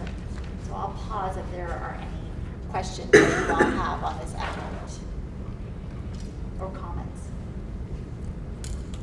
Very excited about this. It's a long time coming. Yeah. A few people on the board have been saying more resources, more money in the pockets that need it most. So very happy to see it. Is this going to be a one-time over the year, or how is this going to roll out, and how long will it last? Sure. So we've kind of said we expect that schools that fall under one of those three categories will continue to receive support for 2 years, and then we'll evaluate, because we actually think that as we continue to look at data, there'll be some things that we'll say this is just always what this region needs, and then there'll be some schools that we might identify need to come onto a list. And so that's why we've been really mindful about that. The one thing that I have said is a 1-year pilot to just make sure it's used appropriately are the extra TAs, because they are very much intended to be used to provide last minute sub coverage and to make sure that intervention is happening. There's always a risk whenever you put an extra person on a team that they can be used for purposes that they were not intended for. And so we've taken a really hard line that if we find that you are using that staff member for a purpose that is not allowed, which is i.e. non-instructional, like if they all of a sudden they become the executive assistant of the school leader, then that resource will be taken from the school. Yeah, do we have a good track record with the strategy of bringing in the consultants, the sort of the high-speed effort with the principal? Is that? Well, so this is our first time to do it from an external standpoint. My colleague Jacob, who's in the back of the room, was our in-house consultant who had been moved into a position to do that. And Karen Salerno had done that the previous year, and we had really strong success in seeing it. When both of them moved into managing director positions, we had a vacancy in Jacob's position that he was supposed to have this year, and realized our schools still needed that extra support and partnership for our MDs. And so the best way to fill it, when we had to fill this, Ansa Jackson, one of our middle school managing directors, went off to become the chief of schools of Summit Public Schools in California. So Jacob stepped into Ansa's role, and we said instead of trying to backfill Jacob's role in July, let's use external consultants for 1 year and see how that looks, and then decide, go forward, do we want to continue to have a set of internal consultants in-house for us, or do we need some hybrid mix? It's obviously incredibly expensive to do the external consultant route versus having staff who are hired for it. I agree with Don. I love all of these ideas, and reading through them, it looks like they are all at the school or site level. I was wondering if there's anything you'll do differently at the CMO or administrative level to ensure that these things are taking place as they should along the years. Yeah, that's great. So we will be having quarterly meetings with the managing directors to review, here are the prioritized investments, how are those specific investments playing out? And then Adam found for us a colleague from Bain who worked with the E-team over the past month to put together an integrated scorecard that shows the human capital metrics, discipline, academic metrics, and we will be using that as a format to go into schools on a quarterly basis and be able to give them and we're actually going to do it across all schools, not just the 12 schools that have been prioritized, to give them one snapshot view holistically of how are things going for your school. And so we'll be testing that out this year too, and that'll allow us to have a stronger pulse of what's the broader picture besides just the academic data on that campus.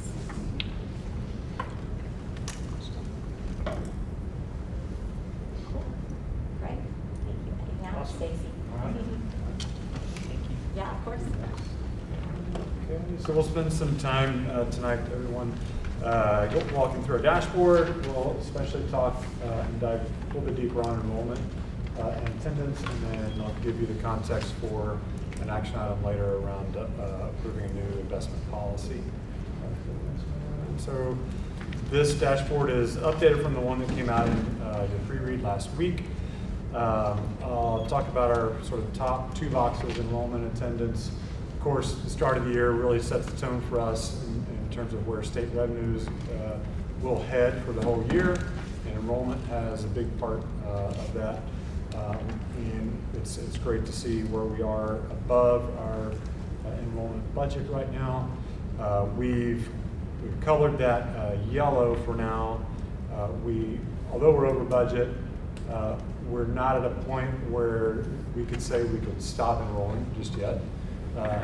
And the efforts to continue enrolling haven't stopped. So we're adding scholars, but we're not at a point here yet to say we're comfortable to stop enrolling. So we've left that yellow for now.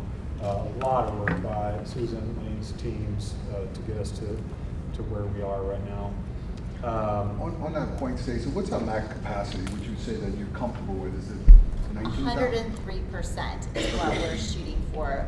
If we feel like we get to 103, then we could just ride out whatever attrition we know will happen over the course of the year without backfilling. Got it. And still be at budgeted enrollment in May when the year ends. The natural enrollment curve would be kind of we build up at the start, and then we know we suffer attrition sort of throughout the rest of the year for various reasons. And so it's going to taper off a percentage point or 2 or 3, depending on sort of which year in our history we repeat this year. So having that buffer of a few percent at the start of the year gives us comfort. Were you asking, what does it mean in the terms? It means about 1 extra student per section. 1 to 2 is a way of. 19,000? Oh, sorry. Close, yeah. Yeah, just over 19. Yes. From an attendance perspective, we're solid here. We've got that green. We know that this number sort of starts high. By definition, you have 100% enrollment on the first day of school, so it only goes down from there. But it will trend down. There are a lot of efforts underway to impact the daily attendance rate sort of across the network, and so we expect to end up above budget, but we're not forecasting that enrollment number, the attendance number just yet. Yasmin mentioned the priority schools support. I've got $475,000 that I'm holding back for additional expense. Maybe I can trim that number to $450 at this stage based on your earlier slide. But all else being equal, at this point of the school year, we don't know. We know we're going to invest an additional $450. Can't say that other expenses will be better or worse. So we're holding everything else constant. We're just saying we're going to be $450 worse, which equates to one day of cash worse than what was in the budget that you approved in June. So if we go to the next slide. So some of the highlights I'll hit here, and Lane, Susan can feel free to chime in. If you think of, K through 5 has got 6 grade levels, K through 12 has got 13. Take all of our campuses, we've got 166 grade levels. Exactly half of those are at 103% or higher, and another 10% or so are at 102. So right there within sort of sniffing distance of that 103 that we'd like to be at.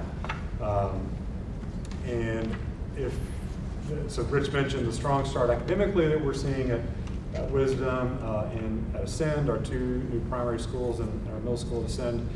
Unfortunately, we're a lot fewer scholars than we'd like to see at those two campuses. That's where really the bulk of our miss is happening right now. Not counting those two campuses, we're actually 300 scholars ahead of budget. So, you know, we're targeting this 1 and 3, as I mentioned. How we're getting there is very different. In the past, we've actually sort of changed decision rights on sort of when do we stop enrolling. In the past, we've guided, provided more guidance to schools versus kind of sort of taking charge of that decision now. We're looking at that 103, kind of mentioned half the grade levels are at 103. We're looking by campus, by grade to say, okay, that grade at that campus can stop, or that grade at that campus we really need to keep pushing to pull some more in off the wait list. And Stacy, one of the ways we're making that decision is we're actually looking at school and by grade level attrition during the year. So we're not randomly making the call. We're looking at that of schools and by grade level historical data to say, is it okay for you to stop enrolling? Historically, some schools will lose 1 or 2 scholars. Others may lose 20 over the course of the year at various grade levels. And so we are sort of fine-tuning that decision to say stop and then potentially needing to add more, even if they're at 103 right now over the course of the next month or so. I just had a question regarding the larger school sizes. So from some of the Uplift schools, I know that some parents have expressed a concern that their classes are getting above the normal 24, that sometimes there's a few extra. Is this the reason why? Is it a calculated thing, looking at the school and the grade level and attrition and things like that? This is a very calculated thing that the idea is we don't want to have empty slots later in the year. So if they end up with a few extra kids right now, it's not because we're going to change the long term. We're not going to be changing the number of scholars per teacher or the size of classrooms. It's simply a beginning of the school year thing and us getting smarter as an organization. Yeah, we have to have more than that. We're trying to average, depending on the, we have a budget number of 24 or 25 or 27, depending on what grade level we're talking about. And we need to average that for the whole year. So we know the number is going to go down over the course of the year. We cannot successfully add scholars later in the year. We have a chance to do that at semester break.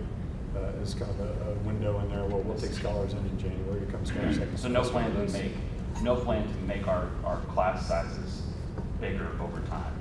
That's not what. Well, that is that's a revenue lever that we actually students per section is a revenue lever that we're always looking at to say. But that's not the reason why. That's not what's happening right now this year. No. Got it. Thanks. Yeah. So the ongoing efforts, we've kind of paused the team's focus more on sort of grades K through 12. You saw in the pre-read there's a gap of 50 to 54 scholars in pre-K. So we'll sort of pick up that ball once we think we're done adding who we can add in K through 12. And then we are looking, once we move into our new facility at Ascend in January, then big shiny new building to show off. We think we're going to be successful bringing some more scholars on at kind of second semester, like I just mentioned. A definite focus on bringing scholars in at second semester at Ascend. Those are some of the highlights, kind of what we've learned so far. From the next slide, just sort of here's the trend, kind of where we've been day by day compared to the last few years, or the last 2 years and this year. You know, we started more on the FY17 curve, and then we jumped up to it about a weekend, jumped up to the FY18 trend, and now we've kind of broken past that a little bit. A lot of big testament to, again, our enrollment admissions team to the work that they're doing. Some of the learning so far on kind of what would we do different and how are we going to change things going forward. We are going to open our lottery application window a little bit earlier. Part of that is a competitive response to some other charters doing that in the area.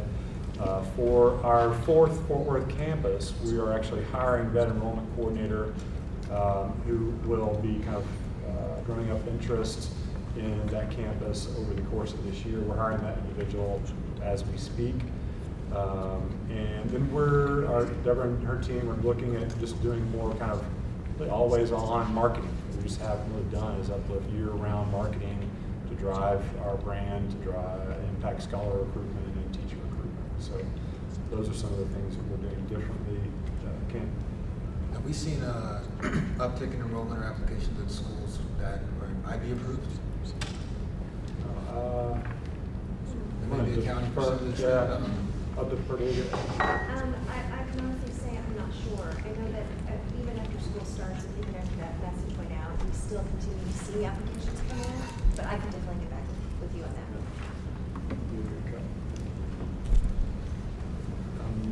Any other questions or comments about enrollment at the start of the year? I think we've got one other slide. It's interesting to all the work that goes into drawing the lottery, we're admitting scholars in up till the day before school, and then we think kind of here's where we're at, here's how many scholars are going to show up tomorrow, and tomorrow comes and it's not that many. So Susie, you want to talk about how it's done? Yeah, so the reason we're showing you this slide is we want to specifically to point out, as Stacy mentioned, one of our big successes this year was Uplift Hampton.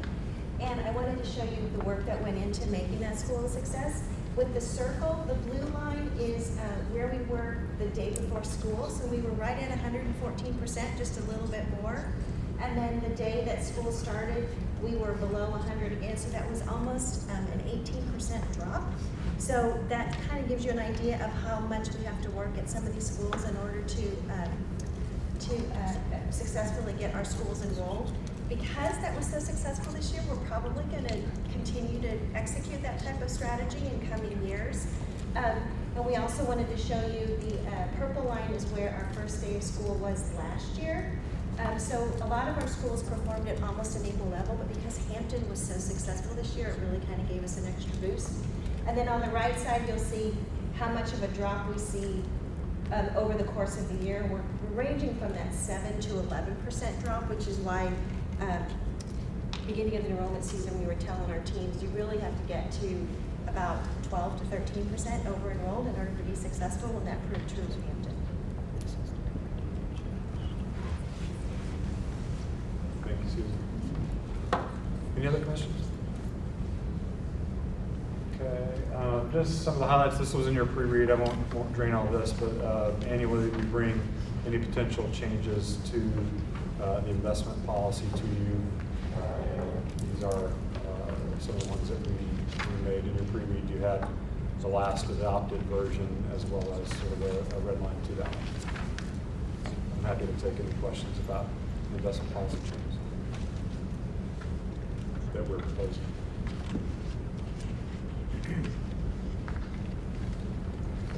Thank you.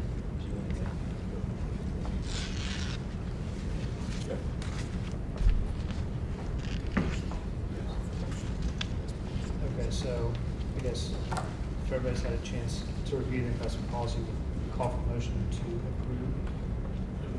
Second. Jason. I'm sorry. Jason. Motion second. Okay. But Jason's. I so moved. No, I understand. I'm sorry, but we need a board of governor, a governor to make the motion. Well, then I'll make it. Okay, Cameron, governor. Okay. Ardo.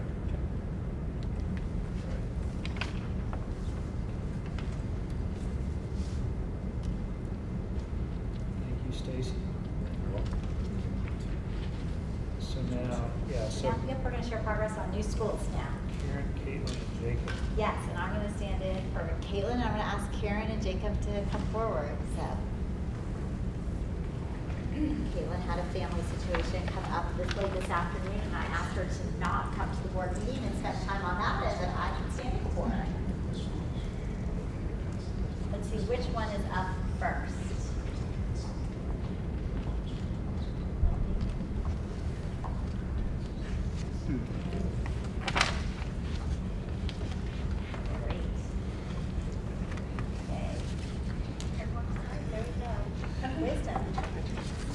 Addie was a much more proficient pregnant speaker than I'm perpetually out of breath, so I'll do my best. We were really excited to open Uplift Wisdom Primary. It was, as you all know, a later planned start date for us, and the campus is off to just a really strong start. So we opened with kinder and first grade. It's housed in the secondary building while the primary building is being built. And our campus director is Caitlin Wright, who's been with Uplift for many years. At one point, she taught Rich's daughter, actually, and we think really highly of her. We attribute the strong start to a variety of factors, but some of the really key levers that we pulled were allowing for 2 internal transfers within Uplift that transferred from another campus that showed experience and had demonstrated success to lead grade level teams there. So they're leading the K team and the 1 team. They have a special stipend that allowed for us to encourage and incentivize them to do that. We have ensured that all of the professional development that was offered by the leadership on that campus involved extensive planning and practice. So teachers weren't kind of just getting the sit and get type of professional development, but were really diving into rehearsing the type of work that they would be asked to do. And then thirdly, we collaborated really closely with the teaching and learning team to ensure that although we had transfers from different grade levels leading our grade level teams, they were well prepared to execute kindergarten and first grade content. Of course, as any new school would, there are some challenges that we're continuing to work on moving forward. One is enrollment, as Stacy alluded to. So we'll have to continuously keep an eye on successfully onboarding our scholars and parents and families as they come to us throughout the course of the school year. Secondly, as I alluded to before, making sure that we continue to support our teachers heavily in teaching content for kindergarten and first grade specifically. And then lastly, Yasmin and I were just speaking about this recently, we've noticed a trend across our Uplift schools when we open K1 or K2, that oftentimes our first graders and our kindergartners actually come in at really similar levels, which requires us to accelerate progress for first grade so that they stay on par with the rest of the network's first grade. And so we'll focus a lot of our attention and time on that. Any questions about Wisdom Primary?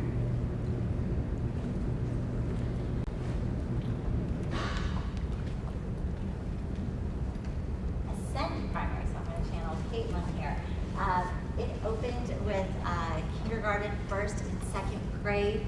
Shanika Rich is the director there, who came from Uplift Hampton. She had a planning year last year, which was really wonderful for her to have. So she was able to be part of White Rock Hills opening and see the opening of a new school. She also participated in Relay's National Principal Academy that we put her through, and that helped her as well. It also allowed for her to have a lot of time out in the community doing that important community building work. Shanika is one of my favorite directors right now because she's been so gracious about being in her temporary site while Ascend Middle School is at Mighty. Shanika is in a temporary site that we are leasing for the semester until we move into her beautiful building, and they have done an amazing job taking the inside of the building and making it a really joyful learning environment and always have smiles on their faces, and shows us it's about what's inside the school building and not the outside of it that matters. Similarly, they did a lot of practice of systems and not just direct teaching of systems with staff. We also had a week where we had the scholars come to us in the summer where they spent time in the morning in a learning setting, and then in the afternoon the teachers had some extra professional development, and that allowed the teachers to get a sense of, one, they got to practice with real kids in the summer, which is a great thing, and then two, they got to see exactly where their kind of academic baseline was for those scholars who were there. We definitely are seeing that of all of our 3 new schools, Ascend Primary has the biggest gap in enrollment, which is very natural. I mean, literally our temporary site is in an old strip shopping center, and so it's not going to draw the same as Uplift Wisdom Primary in a beautiful building that was built a year ago. We do think that we will see an uptick when we move into our new building in January and are planning to take in a meaningful number of new scholars when we move into that new building in kinder and first, not in second. And then, you know, they're focused on what any school is doing when you're getting to know your scholars. They are thinking through differentiation academically and social emotional learning supports as they get to know their scholar community. So Senn Middle School, it opened with 6th grade. It is a little bit under enrolled right now, but continuing to enroll. They're housed at Mighty Middle School currently until they move with the semester to their new building. And Heather King is the campus director. She was the MYP dean at Mighty Middle School and transferred to Senn.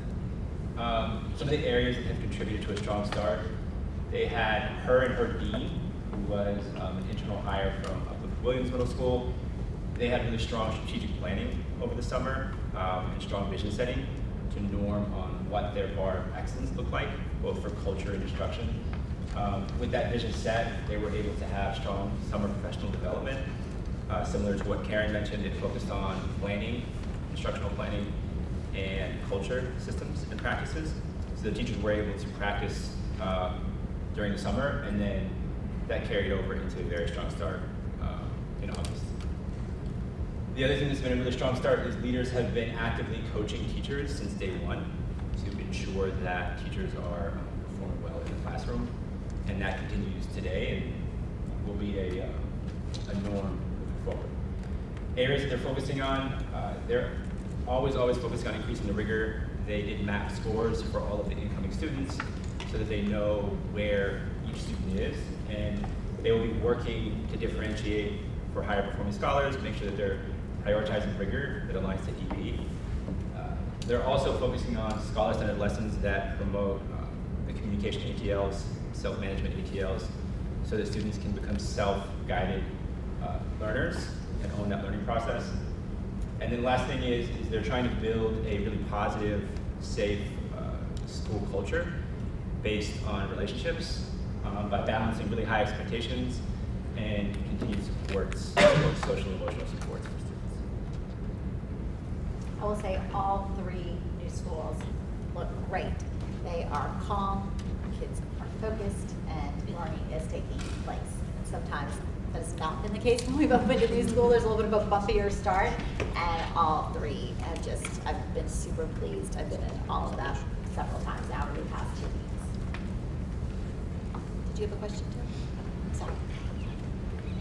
Terrific, thanks. Great. Lane and Susan, did you guys have additional things to discuss besides? No, it was all included in Sage's. It was all included, perfect, thank you. Okay, with that, I think we have 6 action items to move through, one of which Stacy already walked us through, so Ardo. Thanks, Ryan. Good morning, everyone, or good afternoon, everyone. Today we have 2 candidates that the Governance Committee would like to nominate to the Board of Trustees.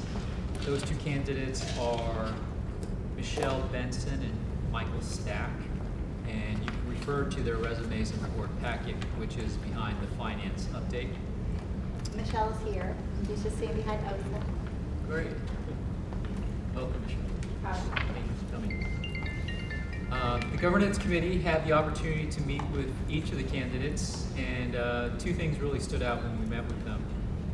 The first thing was that they each had specialized backgrounds, which we believed would uniquely benefit Uplift. Michelle has an extensive background in education, which we believe will be a great addition in terms of her sharing her knowledge and insight. And Michael has a solid background in finance, where we believe his skills will complement the Finance Committee nicely. And the Finance Committee is currently being led by Josh Cherry. And he also had the opportunity to meet with Michael Stack. The second thing that stood out when the Governance Committee met with them was the commonality that they both were very passionate about education, and they wanted to continue to express that passion. And so we thought that would be a natural fit for them to join Uplift. So we're excited and we're thankful to have them both, and therefore the governance committee would like to nominate Michelle Benson and Michael Stack to the Board of Trustees. Any questions? Okay, so take a motion to elect Michelle Benson and Michael Stacks to the Board of Trustees. So moved. Second. All right. Good. Welcome, Michelle. Michelle, for serving. Thank you.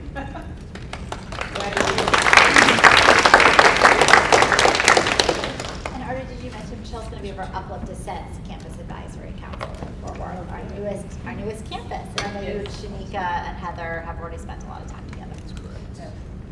Thank you, Yasmin, for pointing that out.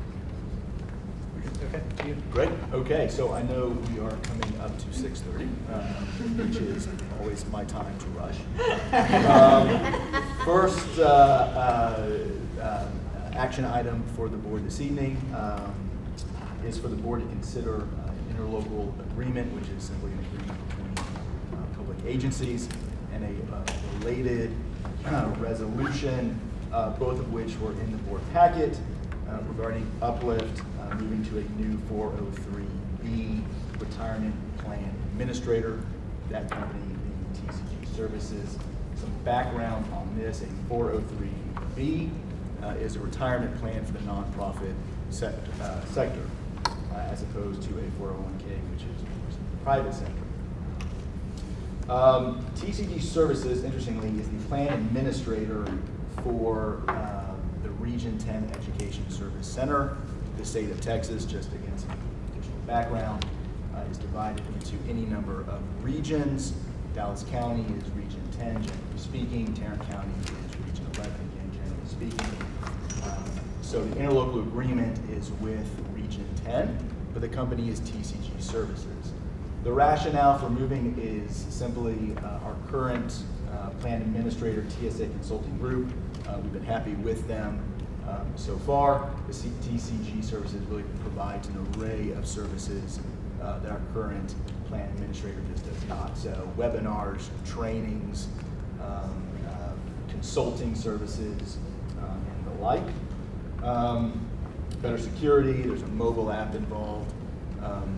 I can speak personally that the list of providers on TCG, as far as banks go, is significantly larger than those provided by TCSA Consulting Group. I will pause if there are any questions on the resolution approving the execution of the interlocal agreement. Great, so Okay. take a motion on. Yeah, so a motion on approving the item C for the 403B. So Okay, great. All right. Thank you. Moving on, advertising policy. So, really, purpose is twofold. Of course, it is formally to authorize Uplift to sell advertising space with the CEO's approval for those who would want to sell advertising space to and the location.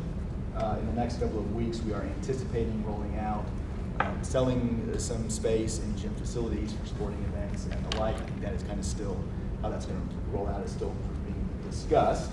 Of course, the idea is to help build some additional revenue right therein. Secondly, and really importantly for the policy, is it makes clear that any advertising is not going to create what we call a public forum, right? Meaning it will allow Uplift to have final say on content, meaning not any individual, no any individual or any organization can just come in and advertise on our facilities, right? So we want to be able to say, we have our policy, attach it to the information that we provide in order to exclude content that we do not want to have on our campuses. I will pause there for a second if there are any questions. there any Question. parameters Oh. on the types of vendors you would allow? I mean, meaning, would we allow a Pepsi, soda pop vendors? Or, For a vaping and then maybe company? we don't want to be that strict, maybe it's just CEO discretion. Vaping? Baking, I was like, a baking company? No, I was looking for those. So, and maybe CEO discretion is sufficient, but I was wondering if there was a framework on who we were anticipating would be advertising. So, I mean, I think so number one, the policy specifically provides for the CEO drafting some regulations as to what that's going to look like. That is still to be done. But yeah, so I think the idea is, for example, let's take Luna Secondary. Maybe, we'll want, probably love to have Pepsi or Coke as an advertiser, but likely a local bar, maybe we would not want to be advertising on our property. Vaping as discussed. Yes, I don't know. I'm not for vaping companies. Yeah. Baking companies, Mrs. Smith's baking, I'm all for, I've but heard companies. baking as well, so. I do think it is helpful if the board wants me to take into account more specific nuances around types of companies. I think the ones that all would like register for us is not appropriate. I'm going to uphold. But if there's a different stance we want to take about, for example, from a nutrition lens on soft drinks or from a snack perspective, that is helpful to know if the board does have feedback on that, because oftentimes the reality is a lot of those companies do come forward to support our athletic programs, and they are sold in concession stands. So it makes it a natural fit, even though they're not allowed during school hours at our schools. So you couldn't get a Coca-Cola at 2 p.m. at Uplift North Hills, but those machines are available at sporting events and are turned back on, for a 7 p.m. volleyball game. So if the board does have feedback for me on it, I welcome taking the guidance. Just a question here. One, you might not have to answer this. What is the expected revenue from this? And then number two, is this in line with what they do at DST? I don't know if it's in line with the DIC. We might have to get back to you on that. And we have a board retreat in 2 weeks, so if people want, we can always table this and bring it back. But the revenue expected, I think, is pretty small. Pretty nil, I would think, on the revenue. I think it is just something that we were kind of considering doing. We've gotten some requests from campuses to do it. I think the idea is just so long as we have some appropriate controls in place and some appropriate regulations of what it would look like. I'd be shocked if it was more than $100,000 across the 10 Yeah, high and schools. the reason I was asking the question around other school districts doing it, because we wouldn't want to be an outlier for very little revenue and create the misconception that we're all about the money. This policy is going to be very similar to the Texas Association of School Boards, what their model policy is on advertising. It's going to be very similar to their local policy, which is going to be all of your surrounding districts. I hate to be a scold on it. I don't even know what's normal out there, but I can imagine that we might invite blowback, and deservedly so, if we seem to be, fueling the obesity epidemic in our country. I agree. I think sugar is going to be, the tobacco. They could do a bike shop. It feels like it's worth tabling until we have more time to talk about it. That's fine. We'll put it on the retreat agenda. And if everyone will just be thinking about what are those companies that... Education broadly. That's what I was Easy. Right? So take that as a homework assignment, please, and that will be great. We'll have a discussion about it. Perfect. Okay, so table. Last action item I have is for the board to consider a new admissions enrollment policy. I say new very loosely. What we have done here is historically our admissions and enrollment policies have really been done sort of in one-offs.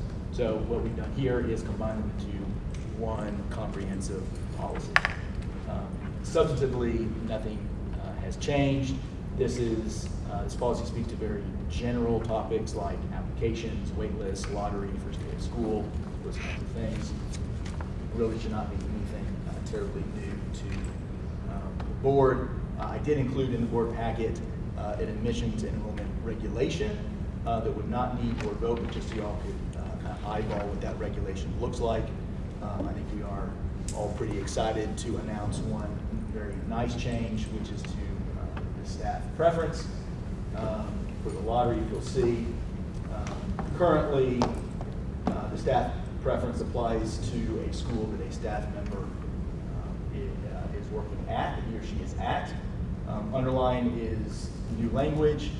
If the school does not have the grade that that staff member's child is in, he or she can contact the admissions enrollment folks and look at some schools where the preference can apply.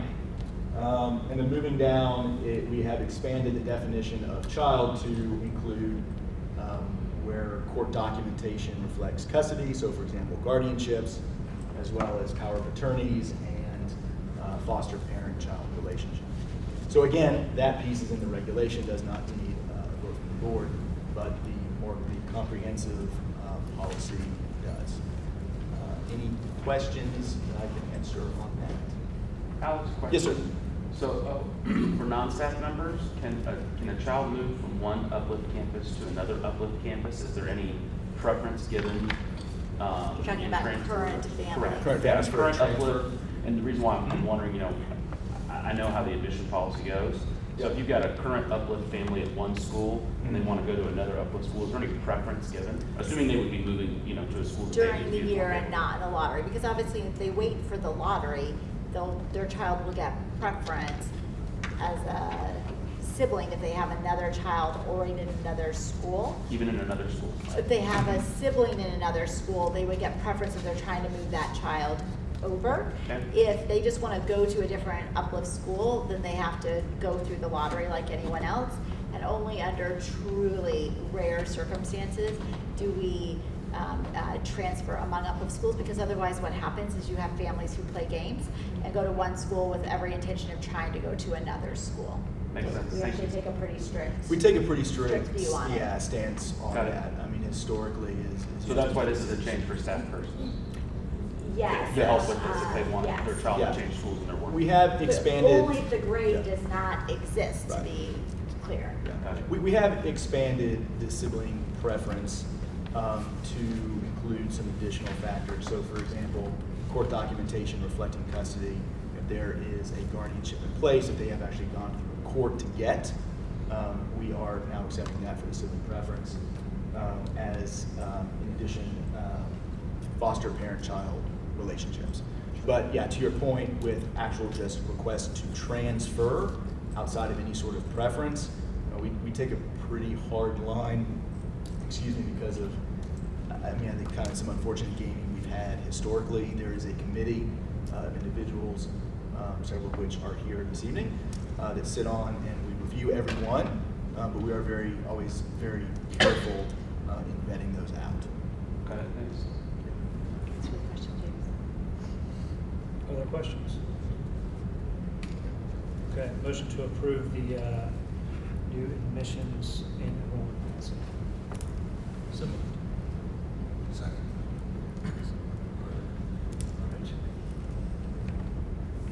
Are you gonna do the zip code? Actually, Susan, are we going to do the zip code preference? Yeah, we have those, I believe. Very quickly, typically when we open a new site, we apply with the TEA for what's called a zip code preference. We are not necessarily doing that at this time with the new Chapin Road site, simply because we are marketing such a large area, there really is no zip code to preference. But we wanted to take a quick 2-3 minutes and just kind of review the zip codes around the new site, where we're going to be marketing very heavily. Susan Ness, our Director of Admissions and Enrollment, can just take a quick second and kind of take a look at that for us. Okay, so what we've included here is this is the full Fort Worth district, ISD district. The yellow is approximately where our new school will be. When we looked around to where it was there's our school, we realized that because it's actually in a really great location, it is surrounded by major freeways. What I didn't want to do was limit us to just certain zip codes because we wanted to catch the commuter effect. So when we looked at what we wanted to do, we saw all these zip codes, and Alex had the great idea of how about no zip code preferences, just so we could catch all commuters. Let's go to the next frame. So by doing that, what it does is it catches all the major highways, it catches our commuters, it allows us to remain competitive with local ISDs as well as charter schools in the area, and then the IB program, obviously when it gets built out, will be a great appeal to a lot of the surrounding neighborhoods. And then here what it is the breakdown of which counties we're talking about and which zip codes, and then the major cities that would be within those counties. At the 76116, you need to add in Ridgely Hills. Okay. Because that's a pretty dense neighborhood. Okay, sure. And what we'll do, this is a really wide swath. It's not that we would hit every single neighborhood really, really hard. Obviously, we would concentrate around the school to give it that community feel, but we wanted to leave it open so that we could catch the broader market. And so we'll definitely look at concentrating into specific neighborhoods that are close, as well as some specific neighborhoods that are strategic. So with this commuter effect, is there potential that if, work, they're not going to work, is there a potential for absences to become a problem if we're looking at it in that way and not? I don't think so, because across the network, we have a lot of commuters that go to all of our schools, North Hills, Summit, like a lot of our, and Peak even. There is a lot of, just because the schools have such great reputations, we haven't had that situation or that particular reason pop up in all of the absenteeisms, unless it's, an inclement weather day, something like that. Right, but we haven't purposefully pursued commuter. I will say that when we open a new school, we typically see a lot of zip codes in that school the first several years anyway. So honestly, even though we have zip code preferences in our new schools, it's pretty much like we don't have a zip code preference, but we're just trying to get bodies to certain schools. And we'll take a look as we do with every school, with all of our schools, every year we evaluate where did they come from that year, where didn't they come from that year, and so within the next year we'll evaluate this school again and just kind of see where was our concentration. Yeah. Is there any concern that there might be more affluent families that would move towards this school and we wouldn't serve the population that we typically go for? The affluent ones are going to be the corner of Alita and Westover Hills. Yes, already the risk is if we zip code preference, we would probably pick them up anyway.